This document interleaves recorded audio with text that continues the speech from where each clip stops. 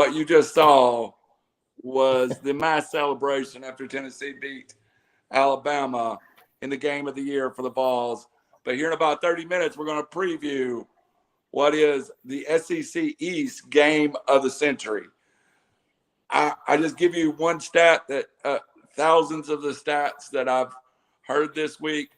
This is the highest two ranked teams ever to meet in Athens Stadium, Sanford Stadium, Athens, Georgia, in history. So historic moments coming up.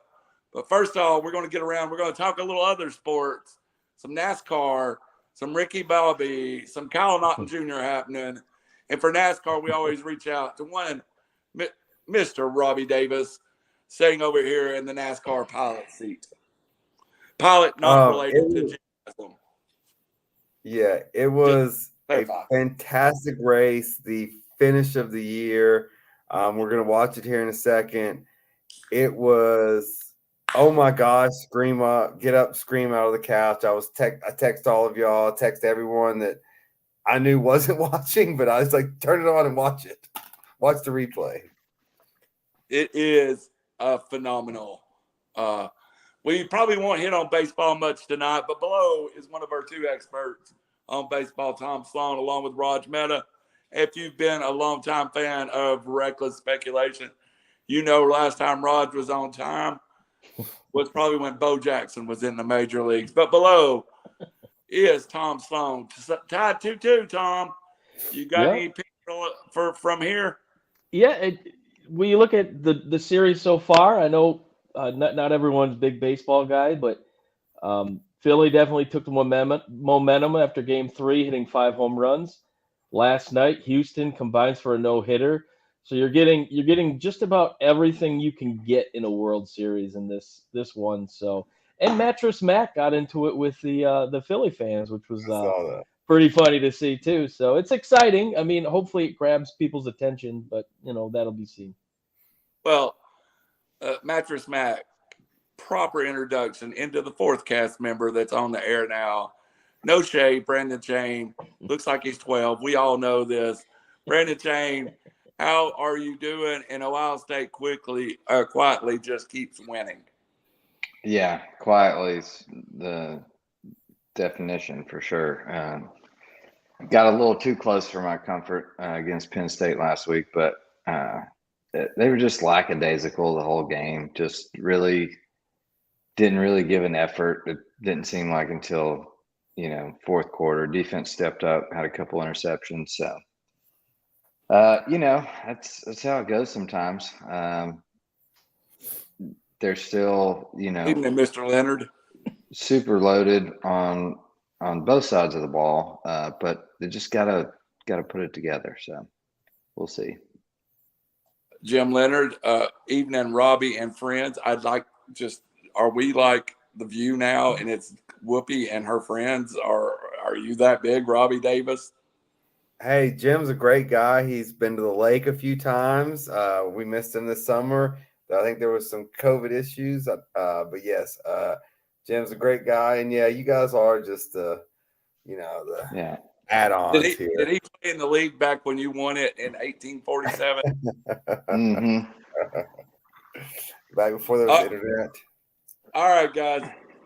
Let's just get right into it because we're going to get to the big Michigan State-Michigan fight too, and I'm sure Tom's going to have a lot to say about that. I've got a lot to say about it.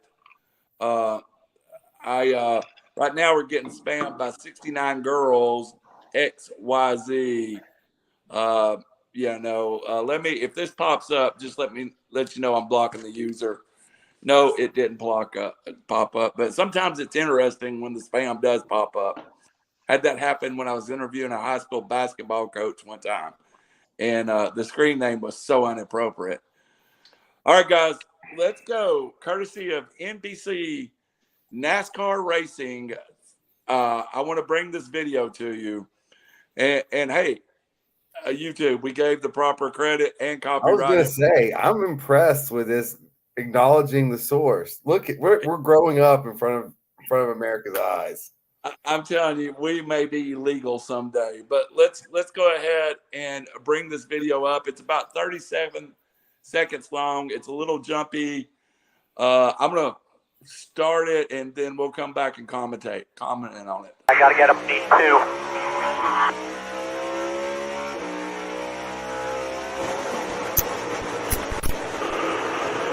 Keep coming. Keep coming. Hang on, man. What in the hell? Oh my God, coming to the checkered flag. I can't believe what I just saw. Talk to me, boys. You made the transfer. You made the transfer, man. That was fucking ridiculous, dude. Holy cow. All right, guys. First, so it had to be edited a little bit. The first thing, Robbie, the video is great, especially that second part where you can see it, really what he does. But the end card from Chase Briscoe going, what is he doing? I think starts the description of this. Yeah, there's so much to unpack here. Like, one, like that's like something like you just try on a video game and see if it would work. If you turn the steering wheel, gun it, and will it keep pushing you around? That's the first part. The second part, that he actually tried it and that it actually worked, and it worked to perfection. And it was, and then look, this is Denny Hamlin sitting there. He hears Chastain's behind him, 6 or 7 spots. He's not catching him. Hamlin's in the playoff or in the Final Four for the chance to win next week for the Cup. And then all of a sudden this happens. I mean, Hamlin's a championship driver, one of the best in the sports. And then this gimmick, just slingshots around him and then runs in the back of Chase Elliott. I mean, a split-second finish. It was just like, oh my gosh, what happened? I mean, when you talk about athletes talk about laying it out all on the line and risking your safety to win, that's what that looked like. That's going full speed in a car, running against a wall, put with other cars down track. I mean, thankfully it worked because, man, and we can get into this a tad later if you want to. Maybe you don't want to, I don't know. But it's going to be interesting what NASCAR does for this maneuver, because if this was at Talladega or somewhere that's not Martinsville, this was extremely dangerous now. But going faster with more track, I mean, this goes wrong, and it could be a whole different conversation we're having. All right, quickly, Tom or Robbie, explain why it was so critical for him to do that and why they're screaming, you transferred. This was 2 outs in the bottom of the 9th. Yeah, so the top 4, so the playoff point, so that was there was 8 going into this race. That was an elimination race, so the top 4 advanced. So it was Christopher Bell, Joey Logano. So Bell won this race. He's automatically in. Logano won last week. He was automatically in. Chase Elliott was 3rd with enough playoff points. It was him and Hamlin. Whoever finished ahead went on. So it was pretty much a one-on-one. And so the guy he passed at the very end, that was Hamlin. So literally Hamlin was this close from making the Final Four. I mean, it's the equivalent of if you're in the Elite Grand Slam, bottom of the 9th.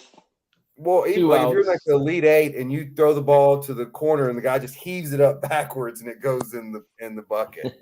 Yeah. So is it fair? How I judge things, Tom, and we'll come to you for a couple of comments. How I judge things is often through the social media realm of it. And the social media was just unhooked. When I turned on ESPN Sports Center that night, it was the lead on an NFL Sunday. That's how crazy. Now, Formula One racers who I follow on Twitter was just blowing up about, how much guts it took, how much it took, how much stamina it took. Is this bigger than that, the NASCAR race itself? Well, I like to how you say peruse the TikTok, and that seems to be kind of the pulse of society these days. And what did I see on TikTok?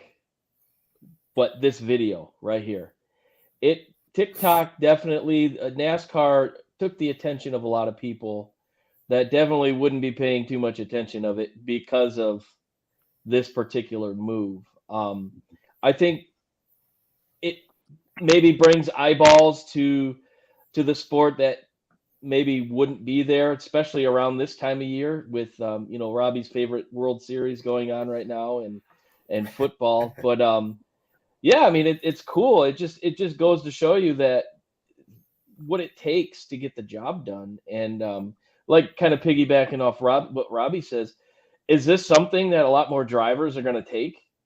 This egregious, we'll say, action to try and get a little ahead of another driver, and will NASCAR allow it to happen?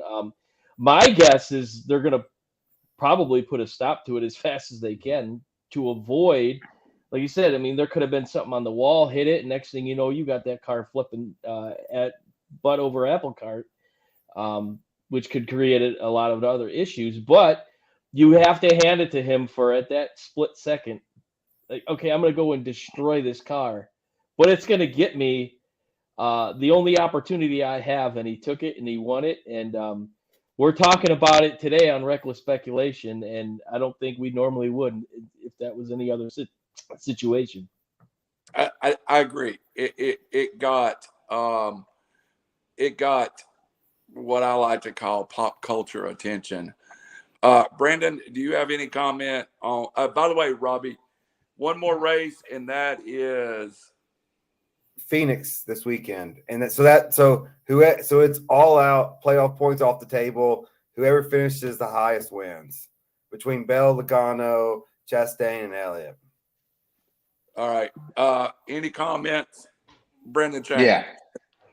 So yeah, this was straight out of a movie script. Talladega Nights, Ricky Bobby, full send, like, slingshot, engage. It was all of that and more. And the fact that it actually worked was just amazing. But look at where he was at. He was so far behind. He had no other option. Like, he was going to lose the race. Like, he was not going to make the transfer. He was not going to be in the Final Four. I mean, if you're willing to risk all that, for the game of the sport, there's no rules or regulations against it. Why not? I loved it. I think it was awesome. It did bring a lot of attention to NASCAR because of that. But I hope they don't put any ruling on that. Like, I get, the danger of it, but so do they. And if you're willing to risk that and do that, you know what you sign up for. I mean, you can't regulate everything. That's what makes the sport entertaining and fun when you have people take these risks. The bigger the risk, the bigger the reward. So I think it was a really good highlight in the midst of a lot of other sports that dominate NASCAR. For them to jump up in the headlines with something like this is pretty cool. Raj, one question. I know you're just a side note. Oh. Go ahead, Robbie. Just a side that I don't think NASCAR is going to have to regulate it, because this was a getting into the playoff race. If it's not, that owner of that car is not happy, because that's $500,000 that they just lost. And so it was risk versus reward. They don't like wrecking those cars. Sure. Raj, how much attention did this get from a sports guy, but not maybe a NASCAR guy? Any or some? I'm embarrassed because I didn't know about it, but I have been MIA this week. And so, plus, after I actually went out last Saturday night and watched games, and I'm too old to do that. And so Sunday was horrible, and I slept through the Raider game, thank God. So I missed it, and I didn't come back. But when I just saw the clip, it was pretty rad. So I'm embarrassed. and the Ricky Bobby thing is just the best. So yeah, I pride myself on being well-rounded, and I failed myself and consequently you guys. But it looks like if I had paid attention, I would have been totally on board with this. You know, it's a pop culture phenomena. So I'm totally with Tom on this one. It's pretty rad. If you ain't first, you're last. Hell yeah, shake and bake.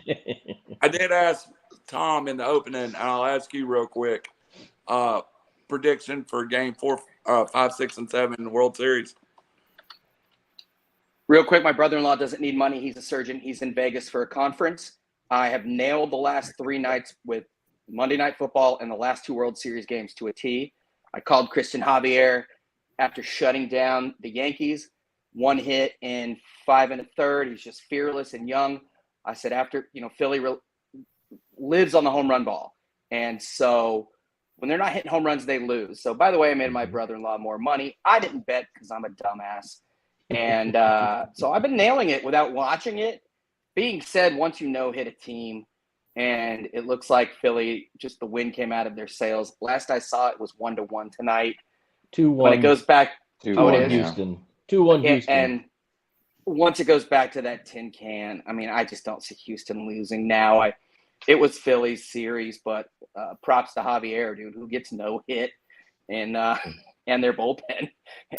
That'll pretty much do it, in my opinion. I'd be surprised. But then again, the Phillies, they live to surprise. 100%. All right, guys, a lot of college football to peruse.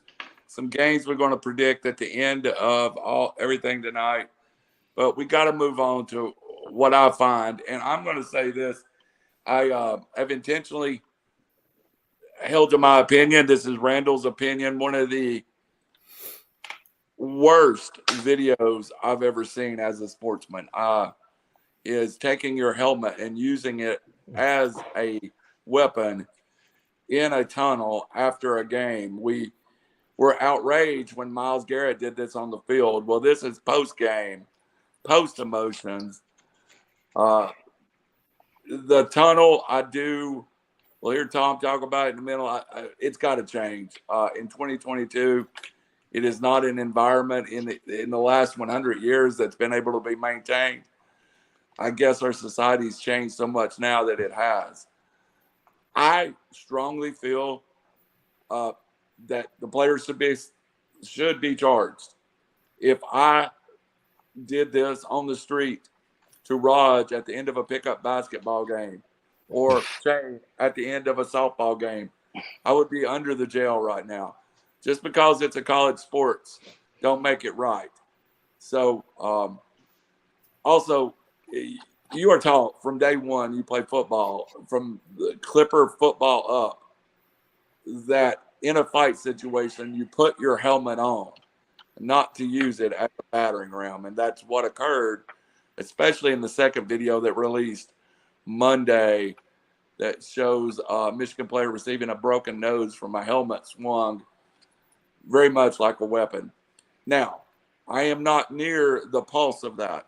I am not near the local media, but thankfully we have somebody that is. So I would like to turn it over to Tom and update us and what the local feel is from the Michigan area. Well, I mean, I can compare the temperature of this certain situation almost like our political scene.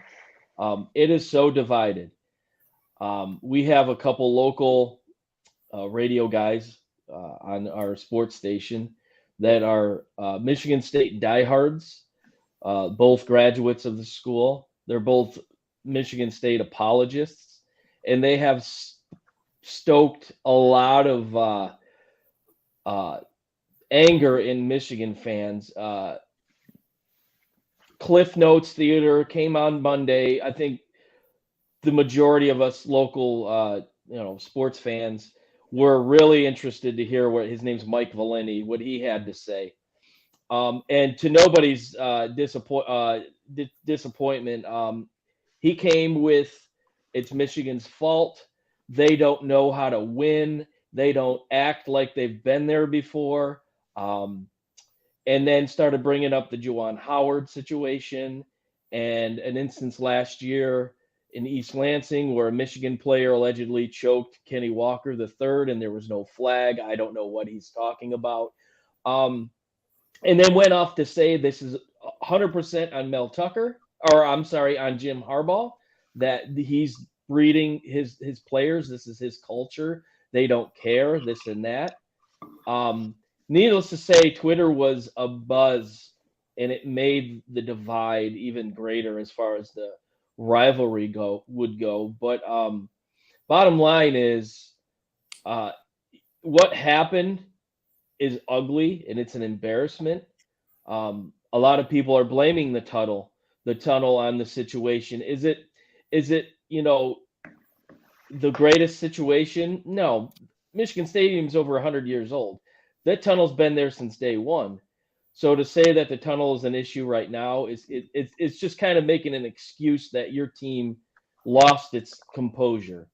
There has to be changes. And actually, after the first half in that game, the officials lined up and would not let Michigan go into that tunnel until all the Spartans had cleared. So the aftermath of the game, tempers were definitely flaring at the last play of the game. And one thing that was said about Harbaugh, that he didn't do anything to try and calm his players down. If you go back and watch, the camera work on the field, Harbaugh was laying into his players that were getting into scuffles with Spartan players. So I think Harbaugh did a nice job of quelling the situation, we'll say. But there was a couple players that decided that they were going to, skip into the tunnel. And you could only speculate that there might have been some words exchanged. And obviously there's emotions. This is a huge rivalry. Mel Tucker has kind of brought out a lot of passion in a lot of these Spartan fans. So it was heated. And I'm not saying what I think it was Andrew Anthony that decided he was going to skip the doo-dah up the tunnel. That wasn't the best move. And I know that probably was the spark that created it all. But bottom line is you have to handle yourself. And in this day and age, when there's a camera phone at every turn, there's a camera in those tunnels, there's ABC, ESPN, whatever that's broadcasting it. So you have to be on your best behavior and know that if you slip up, it's going to be seen. So is that a culture issue? Is that Mel Tucker completely losing his control of his team? I don't know. I'd like to think maybe that could be the case, but I will give Mel Tucker credit in the sense that he has kind of taken responsibility. He's kind of the accountability. He's suspended the players and he's kind of gotten up on the podium and done what he has to do, which, I can respect that after what we saw. But is this a situation where law enforcement should be brought into the mix? I know Jermon has retained counsel after the fact because he was their tight end, or I'm sorry, their linebacker that was Wyndham, who was suspended. He's caught on camera completely hitting him with his left jab, cold cocked him. So there's definitely grounds for that. But I guess my question to you guys is bringing law enforcement something that should be allowed when it comes to athletics, whether it be collegiate or professional? Because in this certain situation, that's a helmet. You hit that guy in the right spot, he might not wake up. So, I mean, in my opinion, I think charges should be made. But I'm just kind of curious to hear what you guys might have to think about it and what your take about the fight with it, that happened. All right, let's go to Raj. Go ahead, Raj. I wanted to ask, thank you. I just wanted to ask, and I'm not making excuses whatsoever, why was there only one Michigan kid there? Because I didn't see the end of the game. Was it post-game? Did he have a big game? I was just curious about that. He appeared to jump ahead of the separation of the teams. He was to the side of the pile. So he skipped up is what. And he moved up. And what there was a little scuffle on the field at the end of the game, whatever. And then the majority of the Michigan players were they grabbed Paul Bunyan and took it over to the student section. So why my question is, or my thinking is, why wasn't he with his team? I'm going off on a limb here, thinking that he knew what he was doing, and he was sparking some crap. He shouldn't have been there. He should have been with his team. But he went this way, and then the majority of the other team were still on the field. So, and I think we're all of the belief that.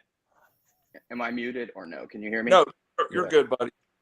I think we're all of the belief that nothing justifies or deserves or is worthy of what happened.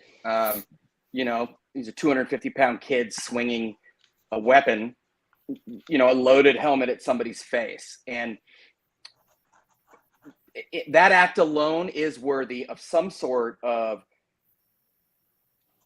I guess, prosecution. Does part of me think it's some sort of money grab somewhere down the line? Sure. It doesn't justify, the act of what happened. I mean, that's just detestable. Just like Myles Garrett. Now, is this different? Sure. Every scenario is different.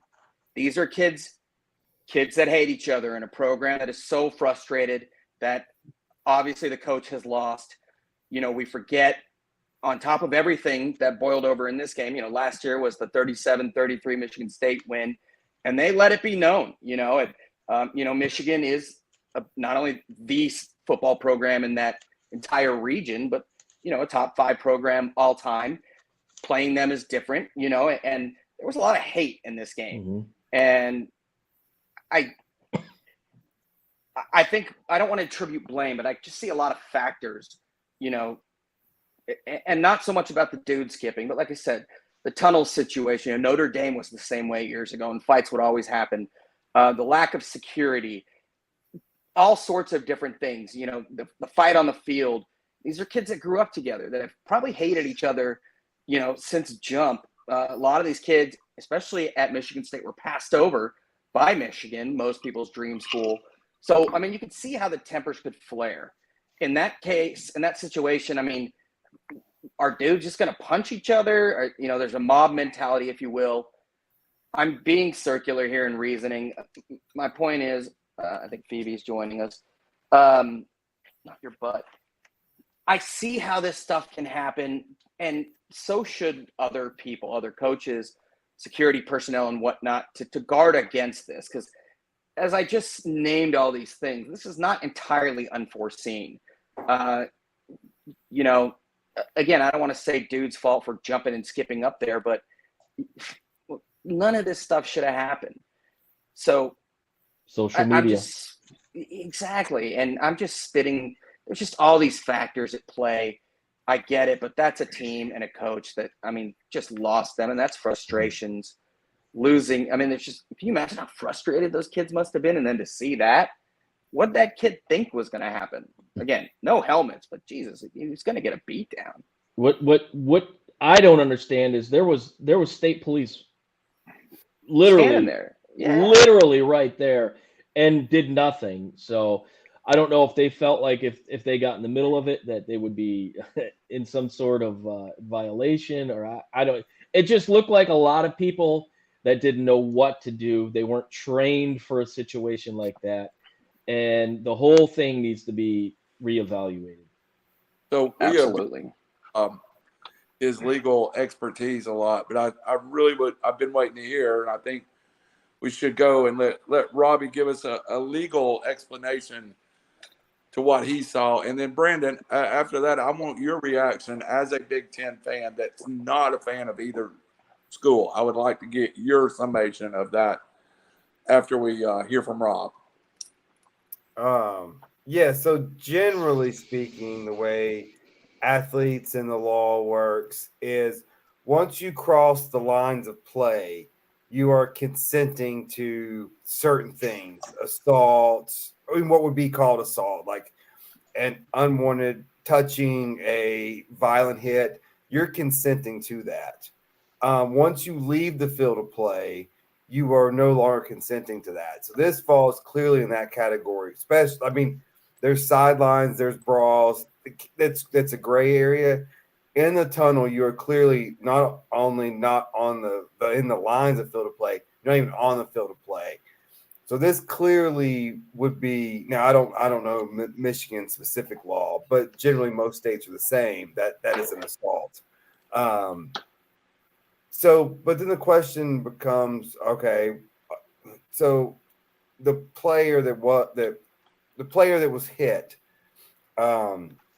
he's hired counsel. So that means you only hire counsel if you're seeking civil damages. You don't hire counsel hoping the police are going to charge someone.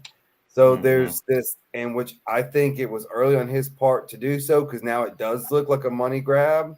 He's wanting the University of Michigan vicariously through the students to pay some money. I don't know. Do we know? Do we have a report? Was he hurt? Or I know it looked bad. Do we know anything though? Broken nose. Yeah, the first player, as I understood, wasn't as injured as the second player who suffered a broken nose. Yeah. So as far as if the state does want to press criminal charges, there are grounds for it, in my opinion, because outside the field, clearly an assault. So now charged, conviction, I don't know what will happen. I don't know. There's obviously, with these two schools in that state, there are tons of politics that are in play, and so that's going to play huge. As far as just like blaming the tunnel, this is equivalent of blaming the source that leaks the information that's bad. No. The bad act is the bad act, not how it was found out. So that's like saying, man, they shouldn't have had cameras in that tunnel or we would never know this was going on. No, the tunnel's not the problem. The cameras aren't the problem. The act is the problem. Those players acted just like idiots. Yeah, look, you're in a competitive environment. When you lose, people are going to celebrate, and they may celebrate in your face, and you have to be prepared for that. That's called coaching. That's called preparation. Same thing. We went back 2 weeks ago. The player, I don't want to get his name wrong, that hit the girl that ran the field in Tennessee. You're in this position. Yeah, you have to be prepared. I guarantee you, Saban told them 100 times a week, if we lose, they're going to rush the field. Be prepared. Tucker should have said the same thing to those Michigan State players. If we lose, they're going to celebrate. Be prepared and do not lose your cool. That's just, look, from the top down, that you got to take accountability for it. They should be suspended for the rest of the year, in my opinion. That is just unwarranted. That's not heat of the moment behavior anymore. That's them walking off the field. They see a vulnerable person and they attack. You win professionally and you lose professionally. I think that's the message that needs to be spread. Yeah, and exactly. And what about the duty of others, security and whatnot, considering they were off the field on what is a public ground, if you will, correct? I mean, I'm just hypothetical for the active attorney. What are your thoughts on that? Because it looked like they were watching social media too. I mean, it was everybody was just in shock and awe. Yeah, no, I mean, and we have this is a problem in society in general, is that police and security are not trained to handle the situations they are placed in. And so that's a systemic problem, is you can't just put cops or put security and say, hey, here's your jacket or here's your badge.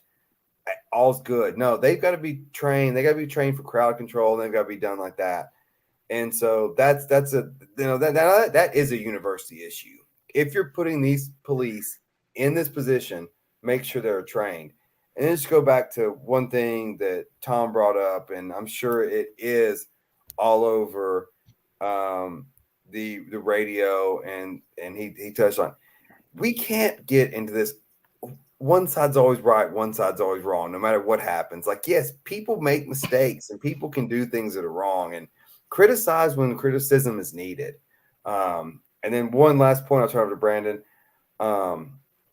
These refs, they've got to be when you know it's a rivalry game and you see things getting out of control, if you have to eject people, if you have to throw flags, get their emotions under control. Don't let them chirp all game long, because there's an after game and there's handshake lines. And then this goes for coaches too. Tell them to shut up. I don't know, like in the basketball, this is not allowed. Like this just berating of refs and berating. No, call technical, throw it on sportsmanlike, get them under control. Football is the worst at controlling the emotions. Lots of fans in that stadium, including security personnel. I mean, it is Michigan MSU. That was unfortunate. Before we go to Shane, I do want to talk about for 10 years, I was in the coin toss of high school games. And one of the most effective talks I've ever heard was in a very heated rivalry that was in a state playoff. And the referee said, captains, control your players. If you can control them, it costs you nothing. If I have to control them, it costs you 15 yards and maybe an ejection from the game. So if you put it in terms of competition too, it's one of the best speeches and cleanest played football games I ever seen. All right, Brendan, as a Big Ten fan, what was your reaction to this? So playing football, and especially against heated rivalry, you are amped up for these games. You are not holding anything back. I'm not going to say trained killer for lack of a better word, but almost trained killer out there. Like you're trying to annihilate the other team. All right. And that is what you're training for, you're practicing for. Like you leave everything on the field, you give everything. So emotions are high.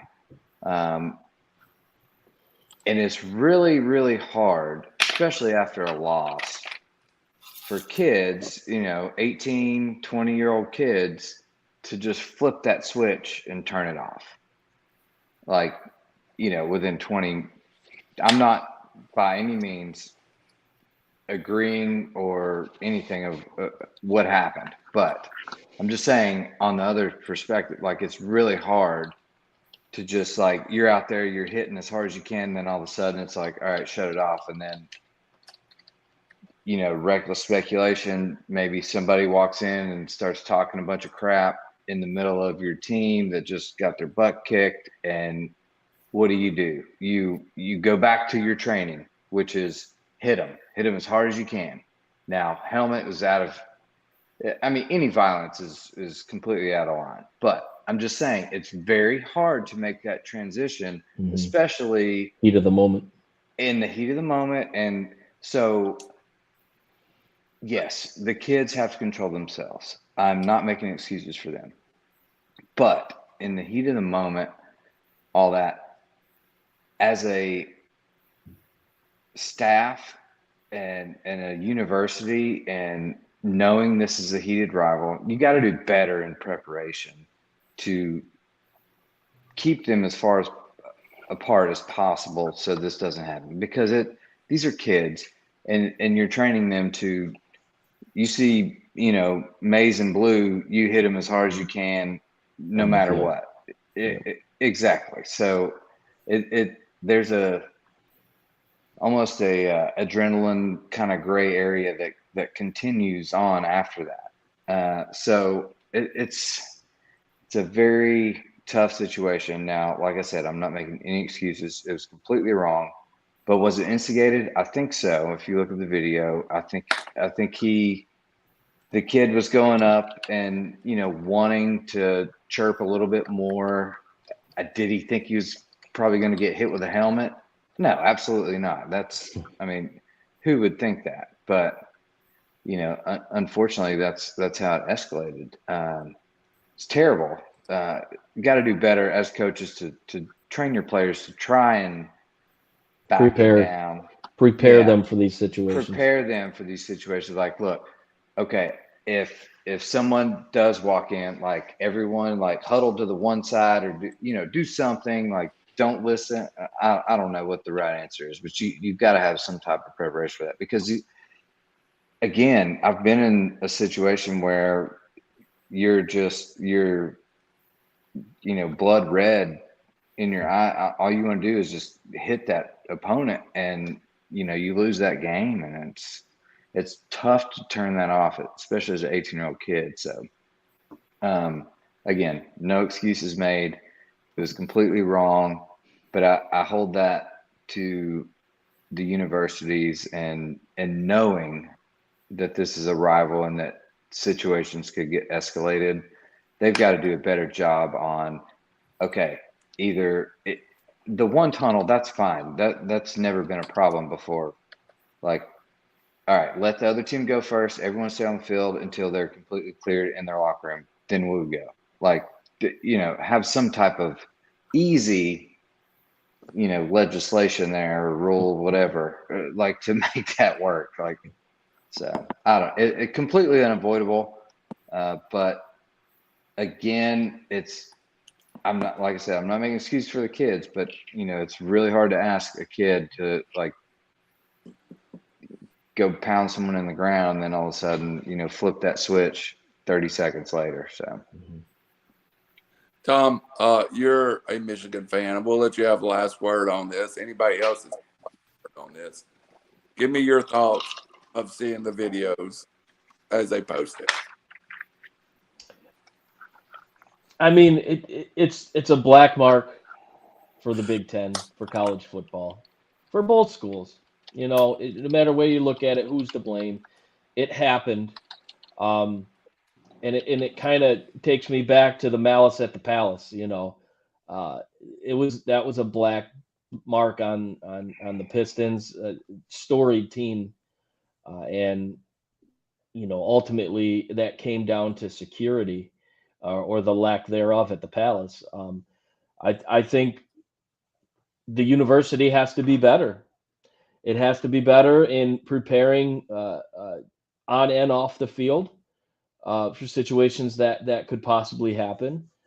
It doesn't look like there's many more rivalry games this year, but you know what? There will be next year and the year after that. So there has to be training. There has to be ample security placed in the tunnel region, so these kids know that they're not going to get away with what they get away with. So to kind of take a step back, and did something good come out of this? I think there will. Ultimately, it'll come down to preparedness by the stadium security, state police, whoever is there. And this is definitely going to take place throughout college football. This isn't just a Michigan problem.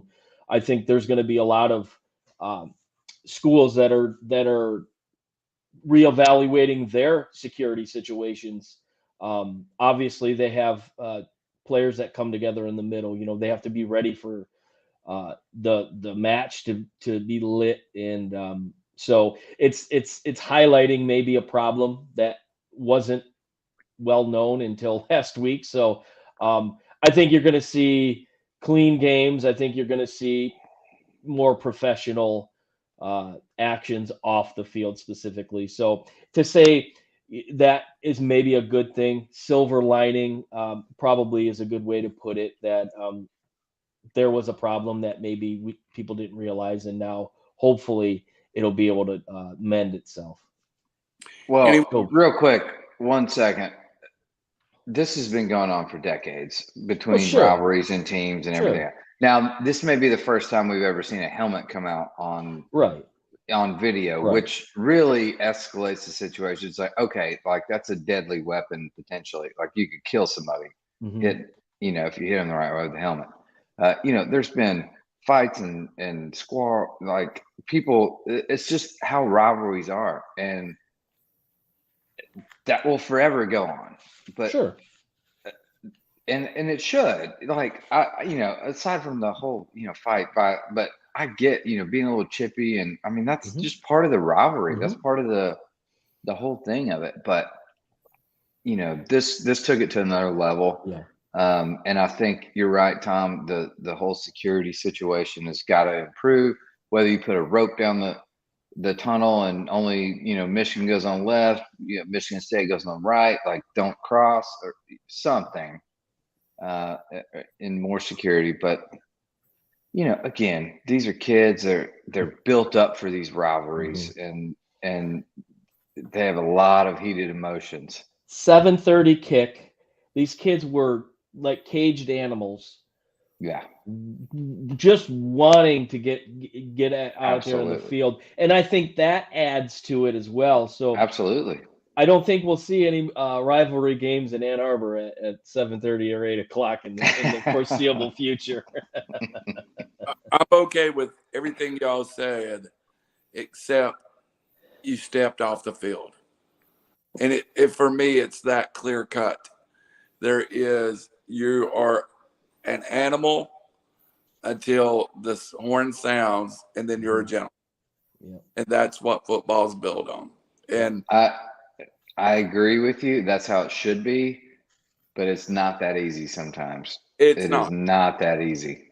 And you can't just flip a switch like that. So I don't. I get what you're saying, and I think we should try and help and teach them to err more on that side. But man, it's so hard to flip that switch that quick.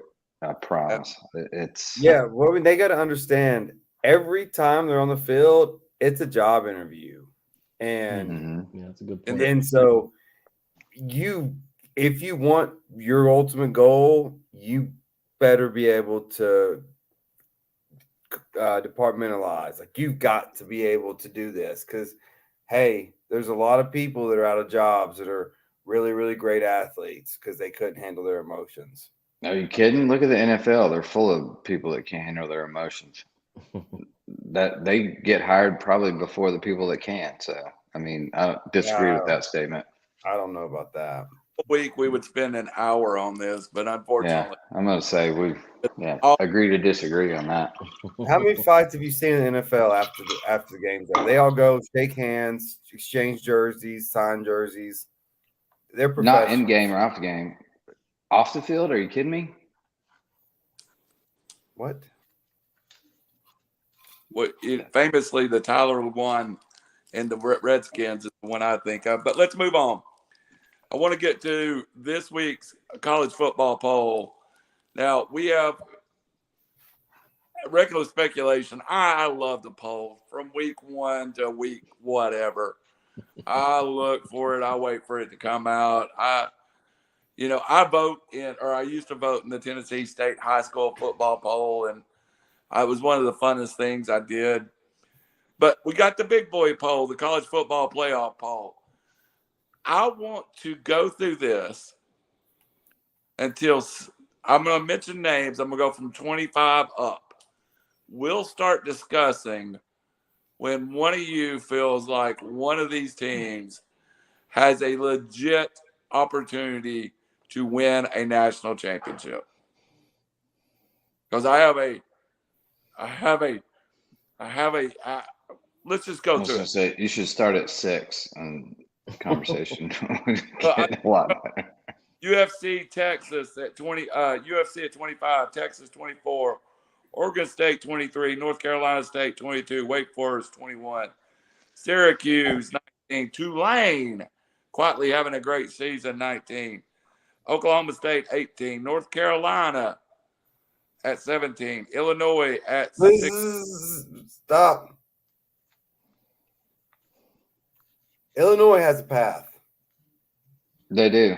Illinois they win the Big Ten championship. They could play get in. Michigan, and if they beat Michigan and they beat Ohio State, they're Big Ten champs.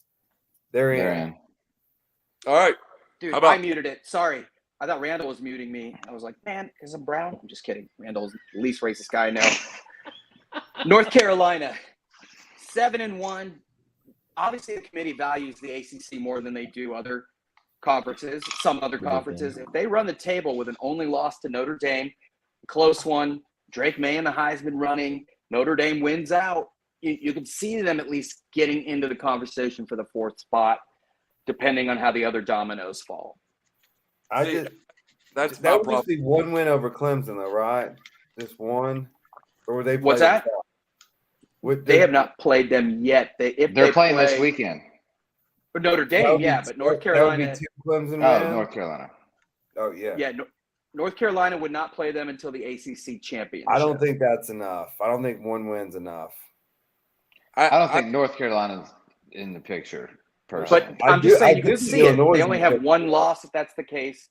Illinois Notre Dame team that's pretty fairly valued and getting better. I think 11 Notre and Dame. Big Are they Ten even ranked right now? Notre Dame? Hey, that's left. Ohio State's best win. Take it easy. No, but they're playing better. With And Penn they State. could be if they win out. Penn State, No. Utah. Yeah. No. We Yeah. can't help that they were pre-ranked so high that, they're a crappy team. Has nothing UCLA. to do. No. I mean, Ole the Miss. fourth spot consideration. The committee values the Pac-12. I mean, are any of the teams great? No. They all have one loss, but 8, 9, 11, 12. Sorry, that's coach's poll, but they're all valued higher than the Big 12 and some other conferences. So you never know. No, he's is my asking if point. UCLA has a chance to make it. If they run the table with their only loss at Oregon, then the point is for the fourth seed, if certain dominoes fall, yeah, they could make it up there. No. Is it possible? Sure. It absolutely Well, is. so their mathematically. loss is to Oregon, who lost to Georgia by 46. No. Yeah, that's week 1, dude. That doesn't I mean understand. I'm they're not number saying, 8 in the country right now. but we're just not barely behind. debating what's right or wrong. We're debating, can they do it? No, I mean, that's just not going to happen. It absolutely can. If the right, they're Oregon's 8th in the country right now. Yeah, and they beat UCLA already. So for UCLA to jump them, how are they going to do that? Oregon would need another loss. UCLA would run the table And that in makes the Pac-12 championship game. That makes UCLA. I'm just saying it's a worse. possibility. You're thinking far too literal and too strict of a prism, if you will. I'm saying, is it possible? Yes, it is possible. If they run the table and other dominoes fall, UCLA could sneak up to the 4th seed. They absolutely could. Do I think it's going to happen? Hell no. I don't see it. I mean, let's talk about reality. We're going 1 through 25, dude. It's about possibility. The best 2-loss team is LSU. If LSU beats Alabama in Baton Rouge, wins the SEC West, beats Tennessee or Georgia, are they in the playoffs? Yes. Yeah. Yes. They're so overrated. Yeah. Yeah. Bayou Brian. Hey, that's my family. If that happens, they like, could. I mean, if that happens, he's saying, could it happen? Yes, it could. Yes. Yeah. So you're saying there's a chance? Exactly. That's the whole point of this. Oregon, same path as UCLA. TCU. Here's the $1 million question. Does a TCU undefeated Big 12 champion get over a one-loss Tennessee, Georgia, or Alabama? No. No. The committee obviously does not value the Big 12. Yeah. And if you look at their wins, they've been very close. I'm not saying they still won. A couple of quarterbacks got injured. Jalen Daniels got injured. Martinez got injured. They still won the game. I'm not saying, but what I'm saying is the committee has not been impressed with their resume. That's obvious. Barely beat a West Virginia team. Remaining games that are tough at Texas, at Baylor. So you look at the eye test at that point. I mean, look, SEC is the most dominant conference this year, and you take a one-loss team out of the SEC all day over whoever. I forgot who even said it. Doesn't even matter. TCU. And I think the SEC is not nearly as good as they've been, but they haven't. But they're still overall they're still the best conference. I totally agree with you. Raj. Which one? Tennessee, based on right now, Tennessee will not fall below TCU. Like they've already said Alabama's better than TCU, and Tennessee beat Alabama. So, I mean, you can play those. Oh, let's stop right there. That's unless Missouri beats Tennessee. I have the question. Okay. Alabama controls their own destiny. Win out, they're in. Of course. Tennessee or Georgia loses. Where does Georgia fall and where does Tennessee fall? To me, I think you just said Tennessee falls to 5th behind Michigan in front of Alabama. I think, my opinion, if Tennessee wins this weekend, I think they just trade spots at this point in the poll. How can you justify? I mean, what's the percentage of from 1 to 4? I mean, what's the differential there? There probably isn't a whole lot. But here's the thing: Tennessee's though, Tom, in if they trade spots. So if Tennessee wins and they trade spots. I'm talking if they lose. No, I meant to Tennessee- say if they lose. If Tennessee loses, I said that wrong. That's Tennessee probably loses, ideal. they're just All right, one at a time. Brandon, go ahead. So if Tennessee loses and they trade spots, all right. So then that puts Tennessee at number 3. yeah. So they're sitting there on the sideline at number 3, and they don't have to play another game. Like They don't that's of merit. They won't lose So again. they can't lose again. And like, how do you not put them in when they're all of a sudden at 3? And then you got Georgia and Alabama. Like, you can only take one of those. Whoever wins, obviously. There's going to be 2 SEC teams in it. I don't see any way At around least. it. There's Yeah. two SEC teams for sure, I'll and there's say, possibly 2 Big Ten teams in it. I don't see that. It's Michigan, Ohio State. If Tennessee loses, everybody plays out. Georgia wins or Alabama wins the SEC championship. Clemson wins out. Does Ohio State and Michigan become an elimination game? Loser out, number 5. Yes. If you're Michigan, especially considering their schedule. Yeah, the committee has shown zero love for Michigan by putting, in my opinion, the most overrated team in the country, Totally Clemson, agree. ahead of them. I think that's huge. Who could lose to Notre Dame this weekend? Who Is this a non-conference penalty? will lose to Notre Dame this week? You talked about it early. Their non-conference is one of the worst ever. And again, they had UCLA scheduled, did they not? And they bought them out. They did in 2018. They had it scheduled this year, and they paid to get out of that game. Yeah. And I said it before that you did that the schedule is going to bite them in the butt. Look, they're still riding the coattails of Deshaun Watson and Trevor Lawrence, and Clemson. They still think they're like some powerhouse team, and they're just not that good. And I think Notre Dame might expose them this weekend. I'm telling you, Clemson is not that good. The committee values the ACC because they've only beaten ranked ACC teams, and they probably should have lost 3 of those games. The committee values money, and they're trying to pull in all aspects. And all right, so each of you 3, not me and Randall, y'all each have a team that's sitting here, and this game this weekend, Tennessee Georgia, is a huge power tilt on what goes on. Who do you want to win and why? Can I ask that? I think this game is more important to Georgia than it is to Tennessee because Georgia's resume, unfortunately, is very tainted compared to Tennessee's. Missouri. I do think if Georgia loses, the chances of Georgia getting back in this depends on Tennessee running the table and beating Alabama in the SEC championship. Yeah, absolutely right. Tennessee, a close loss to Georgia could be the best thing in the world for Tennessee because they don't have the risk of the SEC championship game. Totally agree. They're going to have one loss. They'll drop a little bit, but they're in. Them being named number 1 was just amazing for them. That was huge. And deservedly so. Well, hey, so quick scenario.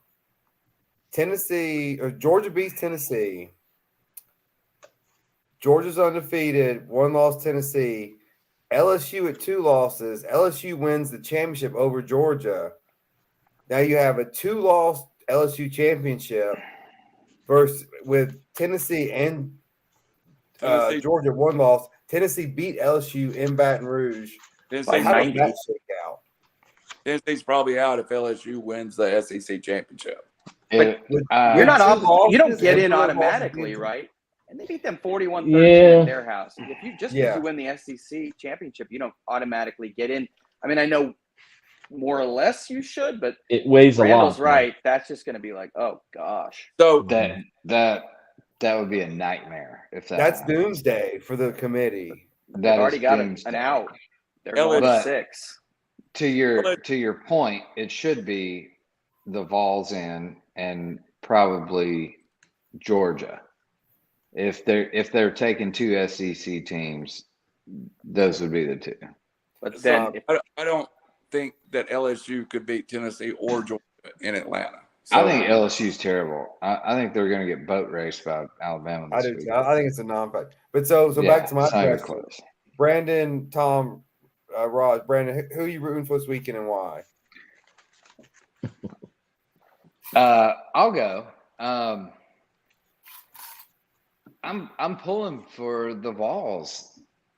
I don't know why. Maybe because it's just all you boys. Like the Vols have always been a really close second, hated next to Michigan for me. Just I grew up and had to listen to all you guys complain and all that stuff my entire life. can't But- imagine.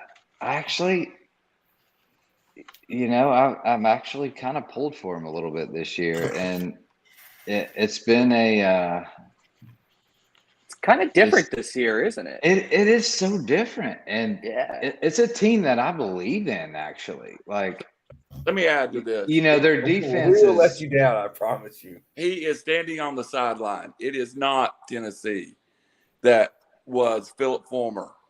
It's not a Tennessee that you in your lifetime has ever seen.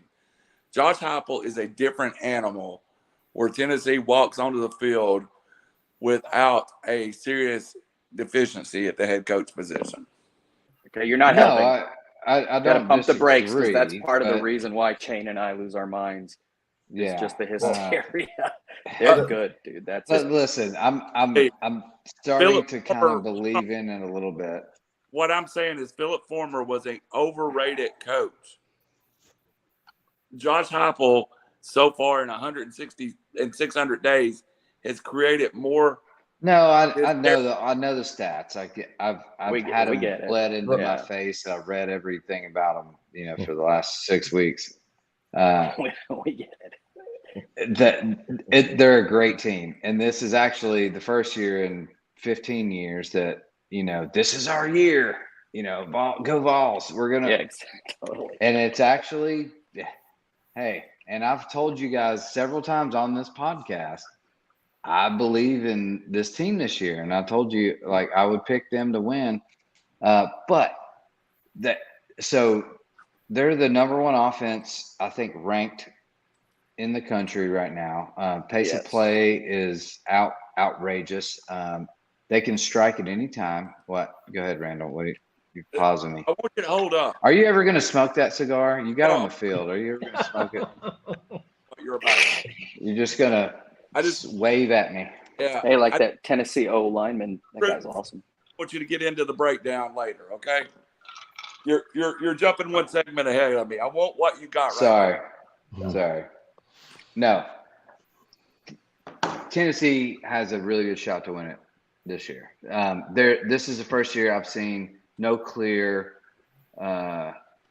advantages out of a team that is dominant.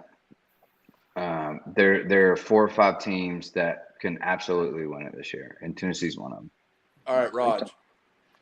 Who are you rooting So, selfishly, even though I'd love to see our conference do something, and if healthy, mind you, I think the pack is much closer. Ironically, we're leaving than others, but it would be best if one team blew the other out of the water. Whichever one, I don't care. Meaning for like the Michigans and any other conference, not SEC. Being said, I agree totally. Like, I don't hear as much boasting and chest puffing from Tennessee fans because I think the world knows. It's different when everyone knows that you're good, and then when you're good, you don't have to do that crap. And that's always been the annoying thing since I moved here. So part of me, and Rob and I talk about this all the time, I love where the program's going. They're just doing everything right. At first, I didn't like the gimmick unis, but now you got kids all over the country seeing the blacks and, the grays, the smoky. I'm talking about uniforms. That didn't sound right. I know I'm in the South, but they're marketing geniuses, and the sideline thing with the security guy we saw, the dance team, just Google that. Like, they're just doing everything right, and I think that should be rewarded. Plus, I can't believe I'm saying this, but yeah, I mean, Georgia next, right? Well, they've been there forever. It's time for somebody new. Can't believe I'm saying this. I think that's what makes this so special for Tennessee, because I mean they haven't really been in the limelight, we'll say, in quite some time, and out of nowhere they're shining bright, and so I think for the average football college fan, like Georgia, same old, Alabama, not again.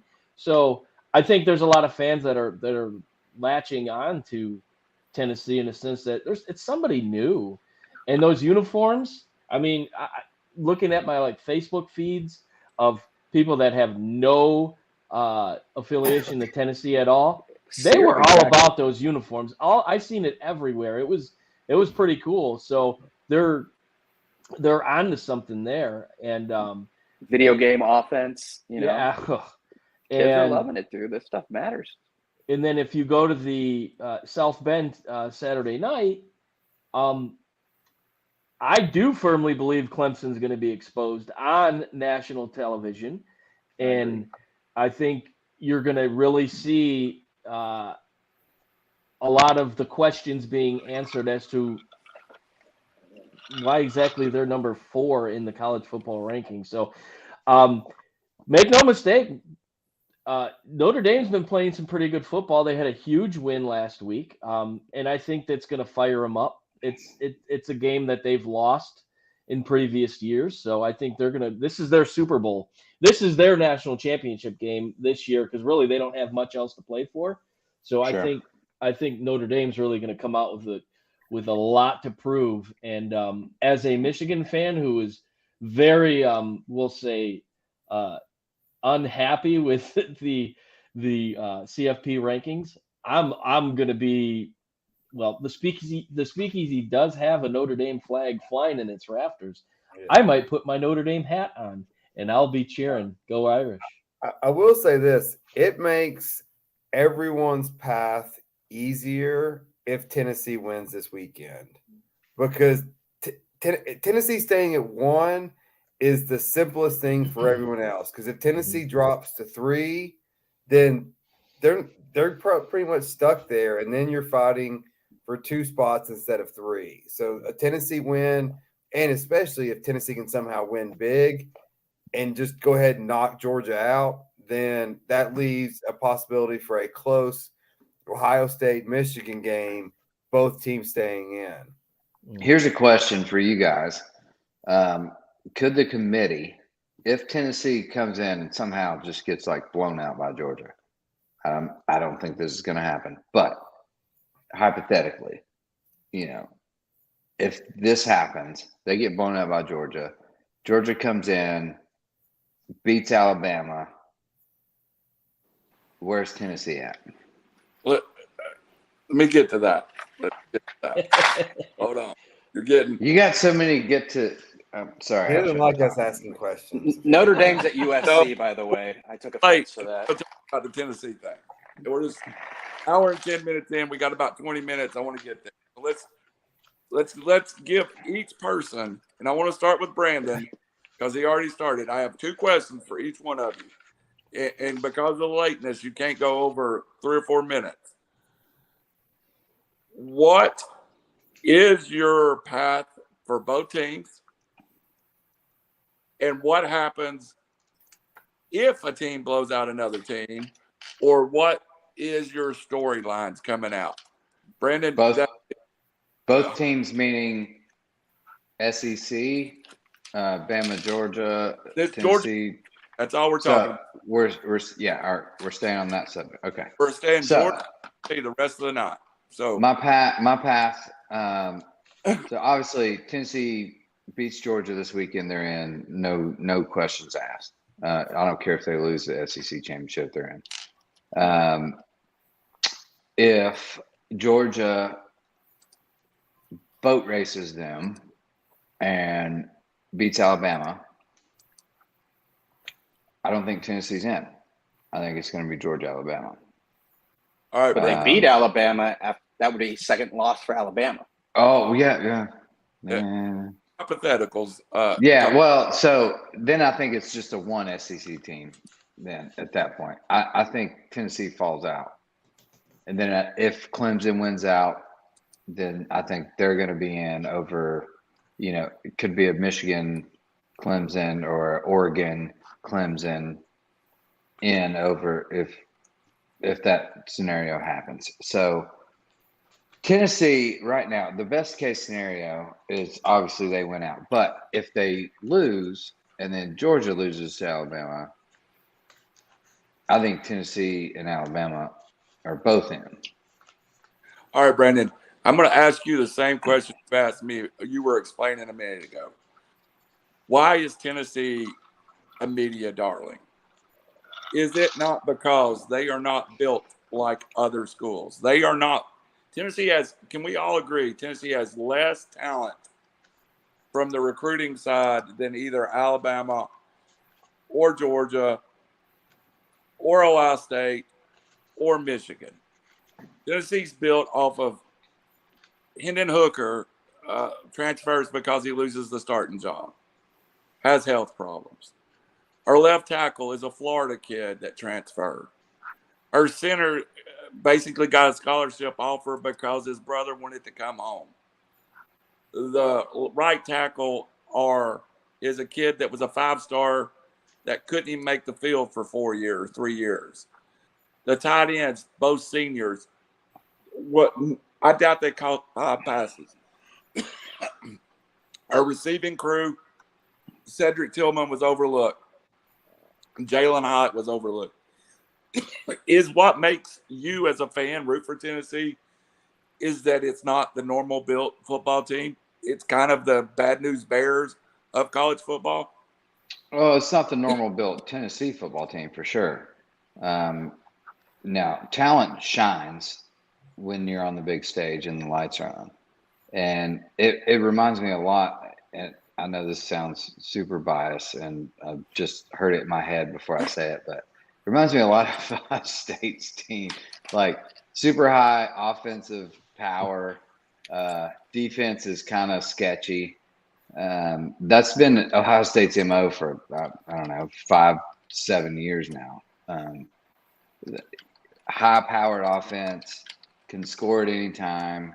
You don't even know half the kids that are on. Now, this year you do, but, previous years, there's been a couple guys, 1 or 2 players that were good, and then you don't know half the other ones, and it's just kind of next man up thing. But, no, I love Heupel's, take on it and his strategy right now. And, look, these kids believe. They're buying into his program right now, and that's the biggest thing. You're getting a lot of chemistry on that. Offensive line is fantastic, so there's no reason to even – they're not misfits by any means. They're one of the best offensive lines in the country.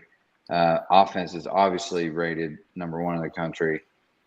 Defense is defensive line has gotten better in the last few games for sure, but secondary is sketch a little bit. So you can still get points on it, but your MO is we'll outscore you. And hey, I've been there. I live in that thing. Less risk for injury there. Less risk for injury there, which Heupel knows because they don't have the depth, and they've been very healthy overall. Sure. And that offense really helps, and he's no dummy, obviously. Raj, I want to play a comment. I want to come straight to you. This is from Josh Heupel's opening press conference at the University of Tennessee. We're going to play with tempo here. We're going to be the aggressor. We're going to play with our skilled players out in space. We're going to give them an opportunity to push the football down the field. At the same time, if you really watch what we do, we're extremely balanced in our approach as far as run and pass. We want to be physical. We want to dominate the line of scrimmage. Those are all things that are going to translate to what we're doing here in Knoxville. Is that what he does with the offensive football? Yeah. I mean, again, he's a great coach, and he's taking advantage of what he's got.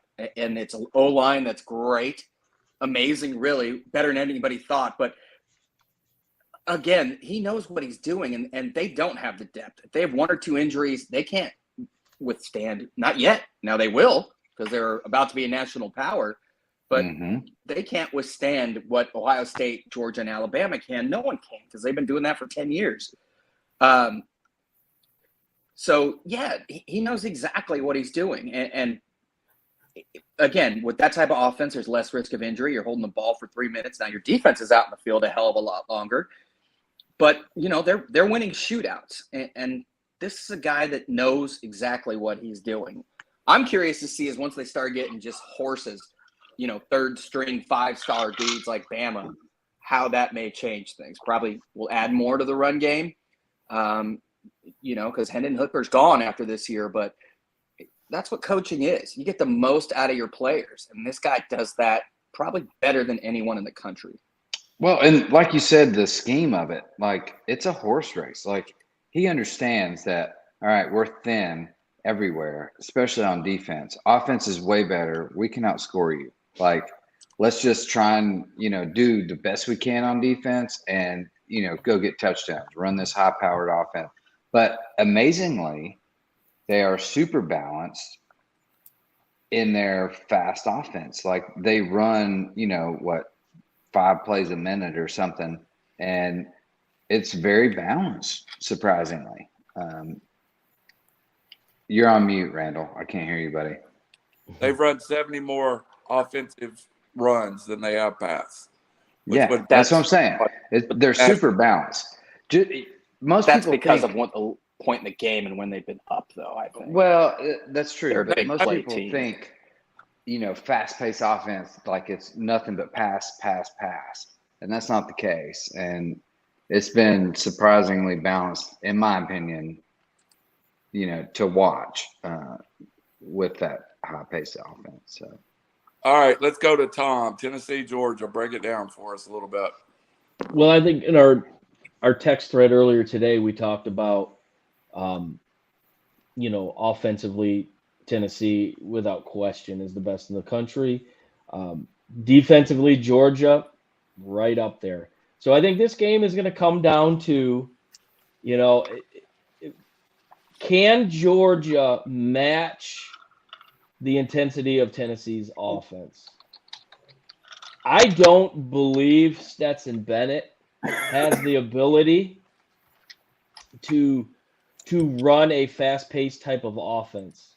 Now, I say this as he steamrolled my Michigan Wolverines last year in the Orange Bowl, but we won't go back to that horrible night. But this Tennessee offense is a whole different breed.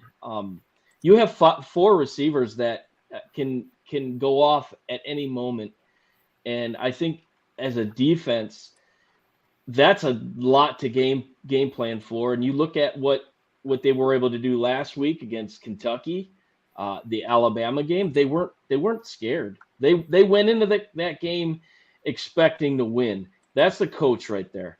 That's a coach telling their kids, you are great, and they're buying into it. I think ultimately college football is a game of offense. I think the old defense wins championships. I don't think that's the case anymore, specifically in college football. And this offense, you better bring your 2021 style Georgia defense if you're going to stop it. It's coming down to Hendon Hooker. He's the top candidate for the Heisman right now. I don't see him slowing down. Alabama couldn't slow him down. Clearly, Kentucky couldn't slow him down. LSU couldn't slow him down. And there's no reason to think that Georgia's going to be able to do. Going back, looking at Georgia throughout the year, they've been very inconsistent.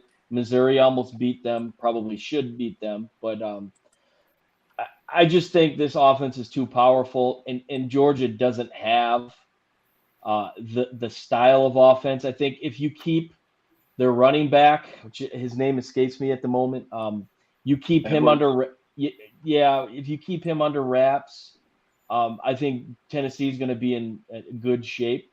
Georgia's going to score. Don't get me wrong, but I don't think they have the firepower to score at the rate that Tennessee can. And when you have an offense that is go go go go go, you're really going to test the ability and maybe the stamina of Georgia's defense, and they haven't been tested like they will be on Saturday. So I like Tennessee in this game. All right, Robbie Davis, as the Tennessee homer, let's hear it. Well, one, looking at the rankings, going back to can Georgia and Tennessee both get in? I don't think so. I think if Georgia loses, they're de facto out because they're going to fall behind Alabama. Maybe TCU falls ahead of them. They'll stay in front of Oregon, but I think they're just in a tough spot. With this being said, the genius of Heupel's offense is if you ever take 3 cornerbacks off the field, and it's almost like a chess match on one side of the football field. If you bring a safety and they stop the run and they catch it, boom, no more substitutions. That's when this wide receiver Jenga happens, and boom, it's over. And then they just keep attacking that weak spot.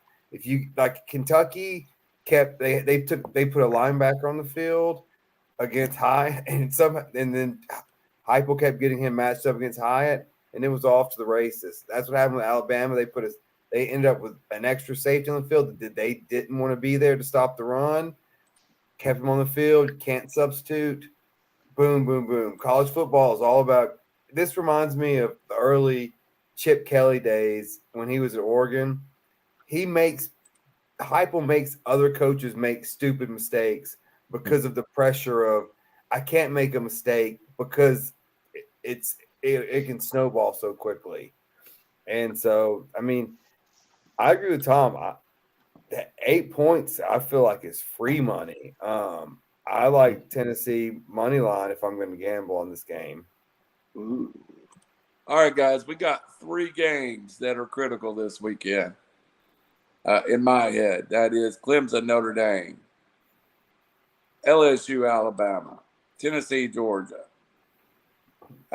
Just give me your 30-second pick on each game, starting with Raj. Bama, because they're just much better and they're getting better and they fixed their discipline issues. You said the other game aside from the Biggie was, I'm sorry. Clemson. I'm Notre Dame. I'm with Tom. I think Notre Dame is, even though Clemson's played well on the road, I think Notre Dame is just a bad matchup for them. They're going to play like they did against Ohio State, and I think Clemson gets exposed. It's supposed to rain that day, although in the low 60s in South Bend. Finally, I'm going to go with Georgia, and the reason why is, number one, Bama had 19 penalties in a supercharged mojo environment. This is going to be very different. Georgia is one of the least penalized teams per game at 4 per game. They would be number 1, if not for 7 against Oregon, which most of them happened when they were up 40-3.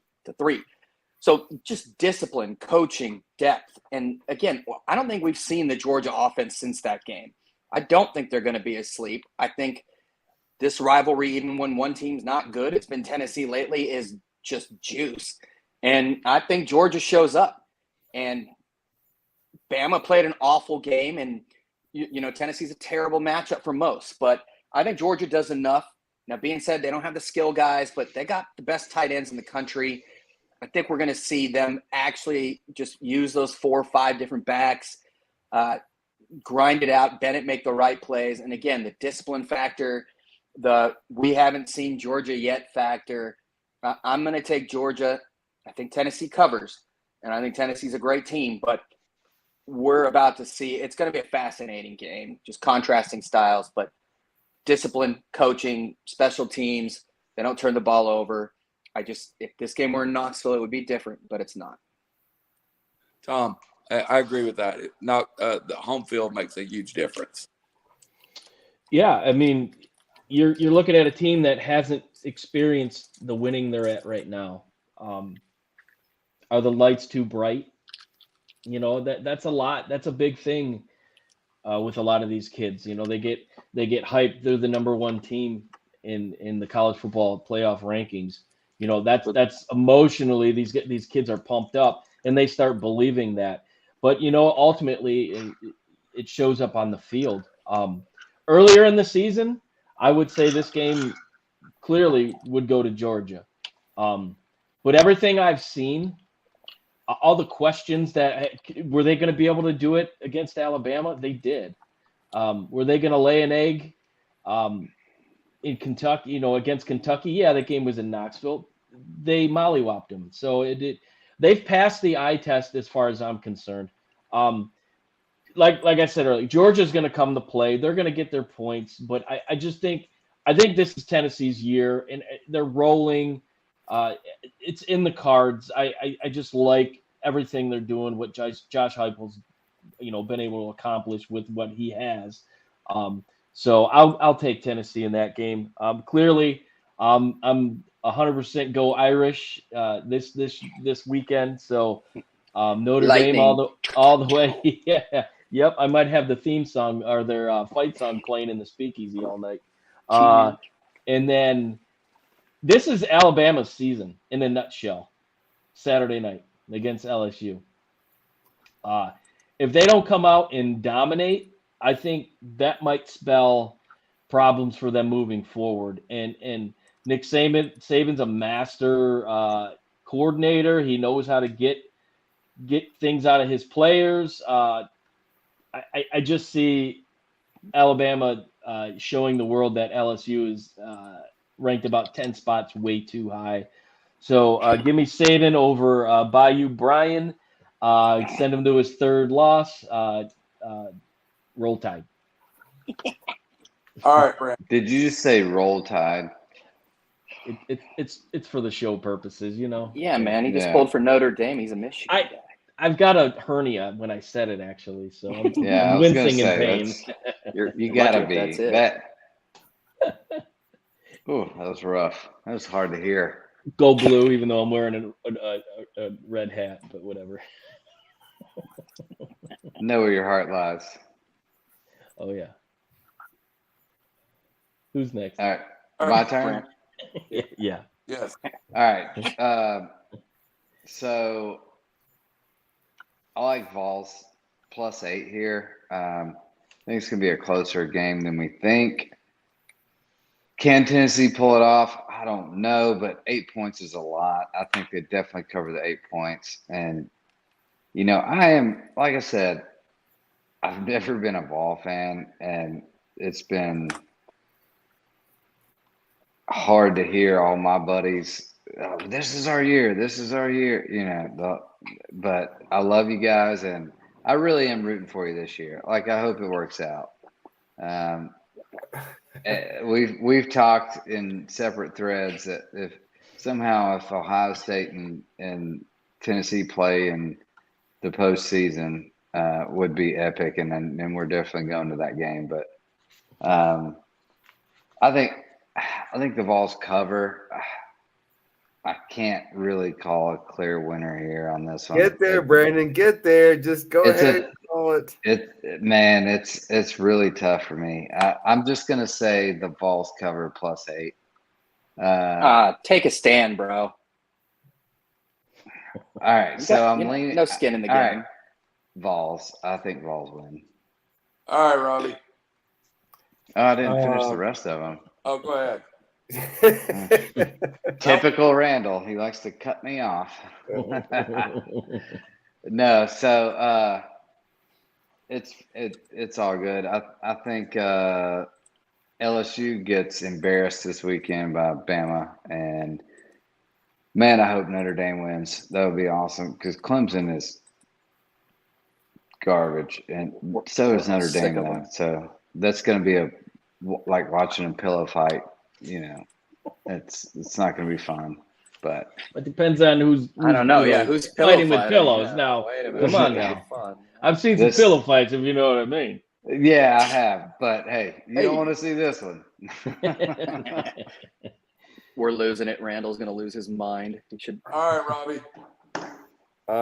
Yeah, so I like Bama. Even though it's Death Valley at night, they're just better. Bryce Young, he and CJ Stroud, the two best quarterbacks in the country. I'll take Bryce Young in this matchup. And as hot as LSU is, I mean, Kelly's not a match for Saban and that talent. So I'm taking Bama. Notre Dame, Clemson. This game just irritates me because it's time for the committee to take a stand. If Clemson goes undefeated, tell them no. Just winning a Power 5 conference without any competition is not enough. They should just tell them sorry, not this year. But I do think Clemson somehow, some way finds a way to win. In an ugly, close game, they'll probably get a BS call at the end or somehow, some way they're going to win. Again, yeah. So you're saying it's rigged? Yeah. And then It was against Syracuse. So Tennessee, Georgia. I'm pushing the chips in, man. I all in. Let's run this thing. Let's go. And Brandon, you think we're bad now? Wait till basketball season starts too, and we have a top 5 basketball team too. Oh my God. You're a trifecta. You're a baseball, basketball, and football. Here we go. He's gonna change his pick. Michigan's gonna have a top 5 football, basketball, and hockey. They're number 1 in hockey. Hey, you know what? College hockey. You know what? I don't. Please stop. Please stop. Randall, please. That's like please two shut notches them up. below NASCAR on our talking points. I've lived in 5 different states, and every fan base I've heard say this is our year when it wasn't. Exactly. I lived in Alabama for 5.5 years, and they were horrible. And every year I heard, this is their year. This is their year. I've heard it since '98 with the Vols fans. This is our year. We're gonna do it. Here we You've go. never heard me say it. But here's my prediction. Coaches later. You will find out if Tennessee is LSU 2019 or fraud Saturday. And that's the only prediction I have. Well, they're not frauds. They beat some giants. In this world, they're by no means frauds. Let me finish. Just making a point. In this world of college football, is king. When offense is better than defense, offense wins every time. Ever since 2019, LSU has proven that if you are so dominant on the offensive side of the football, no one can stop you. Yep. It comes down to a matter of stopping Georgia 3 times. I truly believe if Tennessee stops Georgia 3 times with a football, they win the game. Yeah, good point. Can they stop them 3 times? I don't know. By the fraud part, I mean we have been dominant. Tennessee has been dominant. I am a Tennessee graduate. Tennessee has done it at home. Nothing in this country compares to Neyland right now. Nowhere in the country has the home field advantage. Now, that'll eventually go away. We'll get spoiled of winning just like everybody else does. Going on the road and winning, that is the true test. Are you 2019 LSU? Are you just a nice story that Lane Kiffin coaches at Ole Miss every year? We'll find out. And Georgia's 4th in the country in defense right now. So that's about 4 spots ahead of Alabama. Yeah. And Lincoln Riley will tell you a different story about the best offense always wins. It's not necessarily true. Well, tell me when the last time the best offense didn't win. Lincoln Riley in Oklahoma. What year Lincoln was that? Riley. Were they the best? Yeah, I don't think they were. They they had numbers again. They were the best. Every year he's been in the playoffs. Have you guys ever seen that movie Rain Man? Because of their conference. Yes. Yeah, that's who Lincoln Riley reminds me of. Is Rain Man. Rain Man's brilliant. So there. Ever since 2019, right? But changed. Only at certain things. When Nick We'll Saban see. Lane Kiffin to be his offensive coordinator, and he stops winning games by playing 4-3 defense and putting pressure on the conference, it's changed. And right now the game is, in the 70s, the games was Oklahoma and Nebraska running the wishbones. In the 80s, it was pro set offense with Miami and Florida State. Right now, it is Josh Heupel and throw the football around 70 times. It's just Joe Burrow, Bryce Young, Jalen Hurts, Tua Tagovailoa, who have won national championships lately. So, I like an offense is mandatory, but I'm not saying the best offense does not always win. But unlike OU, you've got NFL studs on this team, just like Guys that are taking over. the best defense never wins, though. Except last year for the first time. Georgia was the best defense, and they won. And that was probably the first year a defense won a championship since the mid-teens. You can win at different paths. The best team I've seen in this generation is the 29 LSU team. And I hate to keep bringing it up, but it's, to me, what Tennessee's trying to do is be so good on offense that no matter how good you are on defense, you can't stop them. Mm-hmm. That is the goal. That's the best. But again, I think home field's the difference. I think Georgia wins. So I hate saying it, but I think Georgia wins. Close game, though, right? And that's good for Tennessee. If Tennessee wins, it's not a close game. I agree. I think you guys are underestimating. I'm an unbiased viewer, and I think Tennessee rolls here. If it's a 20-point game, Tennessee has won the game. I believe that in my heart. I don't care if it's a close game. We saw them beat Alabama in a close. You went from not sure who's going to win to being Tennessee's going to kick their ass. Well, I didn't want to say. Shut up, Raj. All right. Facts. I don't have a bet. I'm getting sucked into this balls crap. So, right you got now. to go ahead and have your best bet your nuts and your final words. And I'm just going to step out tonight. My voice is shot, and I got a 5-hour broadcast tomorrow. So y'all ride it out. Tom, you get us through this segment. All right. Well, I'm going to go college and pro on your bet your nuts. So, like I said earlier, go Irish on Saturday. They're a 3.5-point dog. I like Notre Dame to cover and win this game, so I'll take Notre Dame plus 3.5. Love it. And I think a couple of you guys might like this pick that I'm going to take out of the NFL. I'm going to go Tennessee. Tennessee is a 12.5-point dog against the Kansas City Chiefs. And what has Tennessee got going right now that they necessarily didn't have earlier in the season? That's right. King Henry is steamrolling. So I like Tennessee to cover. I don't think they'll win, unfortunately. Kansas City at home. But I think they're going to be a lot closer. They tend to play each other pretty tough. So give me Tennessee to cover the 12.5. You don't think Malik Willis can throw for 350 and 3 touchdowns? Oh, I thought you were going to say 3 times. No, yeah. But I mean, I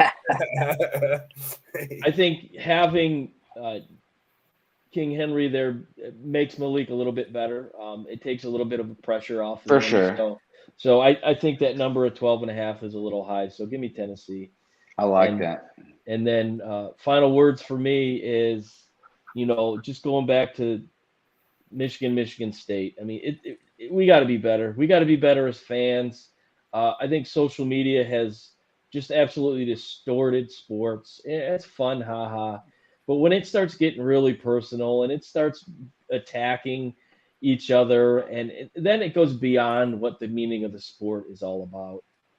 So I think everybody, myself included, I think I got caught up in the Twitter game against some Sparty fans, and I have to look in the mirror. We all have to look in the mirror and see, it's sport. it's fun. It's supposed to be heated, and you just got to play it cool. And I think these kids, like I've always said, these kids should not be allowed to be on social media during the regular season.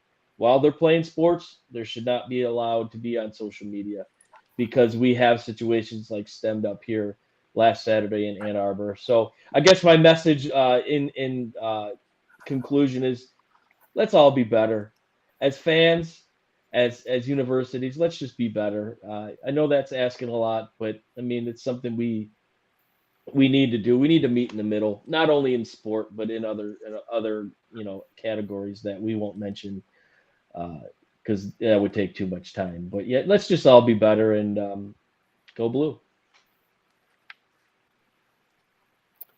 I'll go next. So before the season started, I picked Chase Elliott to win the championship cup. He's favored. He's plus 240. I firmly believe he is going to win on Sunday to capture the championship. However, I think NASCAR, and this is where entertainment and sports kind of go, back and forth. I think NASCAR's caught something here. Probably, I'd say since maybe Dale Jr. won the Daytona 500 after his dad died, this kind of social buzz about it. If Ross Chastain wins, it will be kind of not necessarily It'll be the NASCAR, but it's a buzz. So he's at plus 400. So I'm going to actually bet on him. I'm going to bet NASCAR is going to do a little tweaks here and there to run with this little momentum about how he got there and how he won. So that's my bet you're nuts. My final words are kind of echoing what Tom said about, look, we all love social media because we like info. And so info's different than facts and different than news. And people don't need to treat social media as facts or news, because that's not what it is. It's nice to get info quick, and that's what I love about it. But yeah, people get heated on it, and it's just everyone needs to calm down a little bit. And then I am also sad. Roger, are you in Knoxville this weekend? Where are you at? Are you home? I'm in chat, yeah. I just got back from Knox. All right. Well, yes, I'm trying to leave Gatlinburg. I'm in Gatlinburg till Saturday at noon. I'm figuring out if I can make it all the way to Chattanooga for the game, if I'm going to stop in Knoxville and watch the game there. Really disappointed in the Tennessee Municipal Judges Conference for scheduling this weekend when the Tennessee-Georgia game is there. Even though it's an expensive ticket, I wouldn't be in Athens. But, I don't make the schedule. I'm just here because I have to be. I'll go next. Am I the last one? Is Chain gone or no? No, Chain hasn't gone. No, you go ahead. Okay, I'll go. So I don't have any locks, but I just looked at the conference slate, college slate, and there's a few games that I like. Actually, more than a few, so I'm going to hit them real quick. Friday night, Washington minus 4.5 over a ranked Beaver team. Freshman quarterback, rainy Seattle, one-dimensional team. I'll take the Huskies. I think North Carolina rolls Virginia, being only a 7-point favorite at Virginia. It was a really crappy team, sadly, despite having talent. I think Okie State responds after getting their butt handed to them 49-0. They're at Kansas. Yeah, Jason Bean, the backup to Daniels, has played well, but, that's Gundy. They got embarrassed. I think they actually show up. They tend to win, I guess, in close ones when they're not supposed to. Going out west, I like Sanford at home, plus 4.5 against Washington State, who I think has been figured out. I also like UCLA minus 11 at ASU. I think they blow them out. This is for Tom. The Eastern Michigan running back went for 260 yards, 258 to be precise, against Arizona State. What is the former Michigan monster Zach Charbonnet going to do? SEC guys, I like Missouri plus 1 at home against Kentucky. I think that's the best defense nobody's ever heard of, aside from Illinois. And I don't think Kentucky's that good. Hey, but Georgia heard of them. Yeah, well, I mean, again, they were asleep and they barely showed anything, but we'll see. I'll get to that game. I'll take K-State plus 2.5 at home. And my last game was tonight.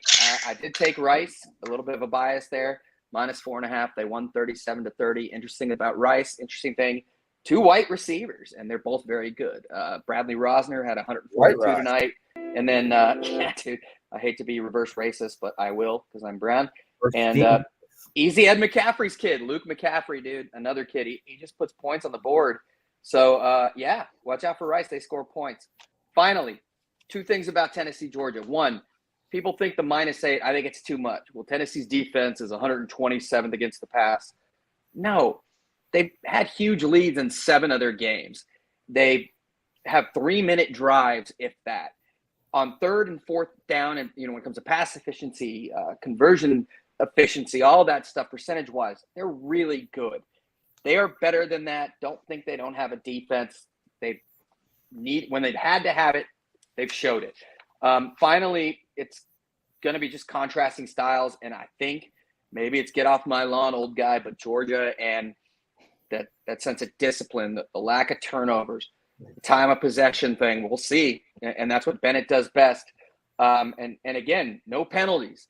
And just probably the best in the country overall, minus a few blips. So I think it's going to be a really interesting game, but I'm going to go back to that good old-fashioned football. Don't make mistakes. Don't lose games. And I don't know why I use that accent there. But, yeah, in short, it's going to be close. But I'll take the team that makes less mistakes. That was almost as bad as Brian Kelly's accent. It was pretty bad. Yeah. Well, I don't want to be like regionally racist or whatever you call it. So I didn't commit to it. I don't know. It just sounded like something some high school coach would say. That Randall would say. One play at a time. Yeah. One play at a time. Come on, buddy. All right. That's it. Great game. Looking forward to it. All right. So my bet you're nuts. Like I said earlier, I really think the Vols, this is their year. I've heard it for 15 years. This is going to be their year. I think they +8. I'll take that all day. Maybe they don't win the game, but it's going to be a lot closer than 8, in my opinion. Their offense is too good. They can score too quick. And defense has gotten better since the Bama game. So, yet to be seen. And my second bet you're nuts, I'm going to have to take, God, it pains me a little bit. I like the over 52.5 in the Ohio State Northwestern game. We're favored by 38. Or no, 56, sorry. So over 56. Oh. We're favored by 38. Oh. That's an easy cover. Total, the total game score is 30 or 56. So I like the over 56 on that, especially if we're favored that high. So we'll see. Bet you're nuts. Final thoughts. I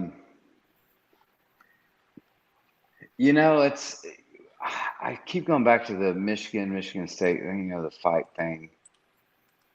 Like, I get the whole situation. Like, we're trying this whole new world now. Everything's on camera. Everything's social media.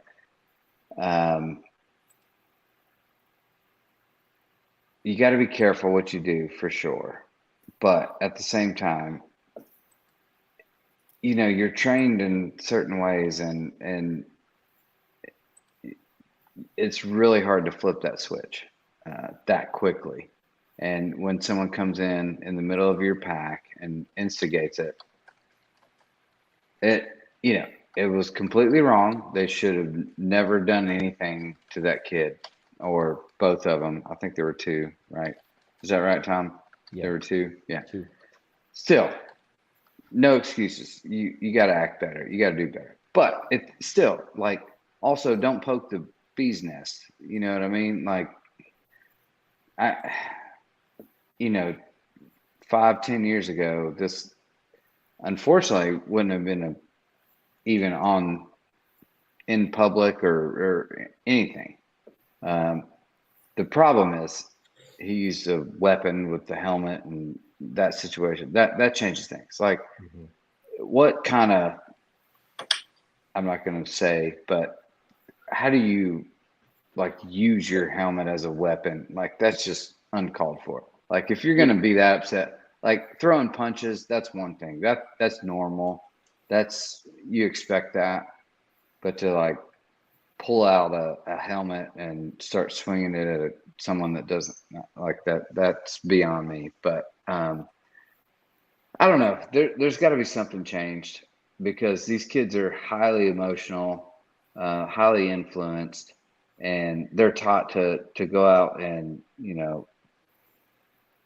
just give it all and dominate the other team. And then all of a sudden to ask them to turn that switch off as soon as you cross a white line is very hard to do. It sounds like you agree with, and it's a terrible joke.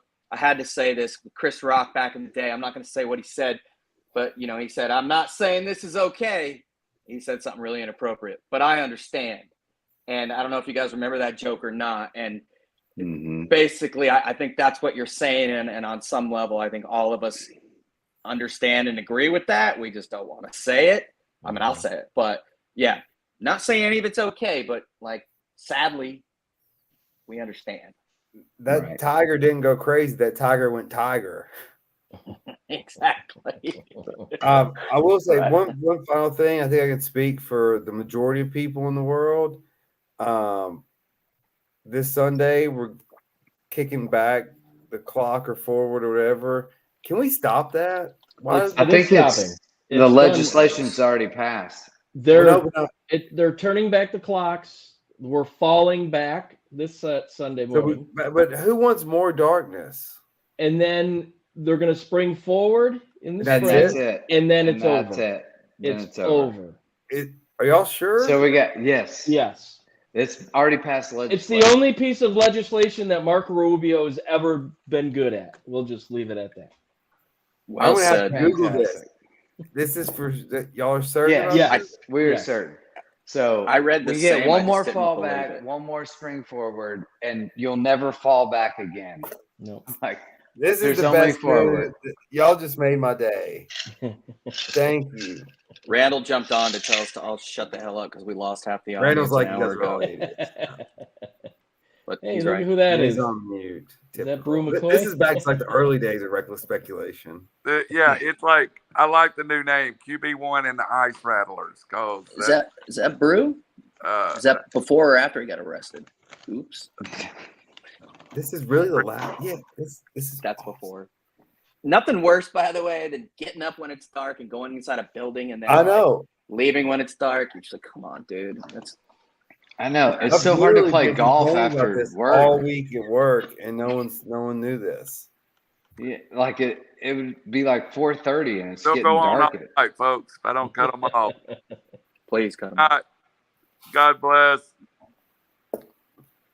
Rest in peace. Fall backwards. Rest in peace, Ray Guy. By the way. Yeah. That was OG gangster, dude. LA Raider. Peace.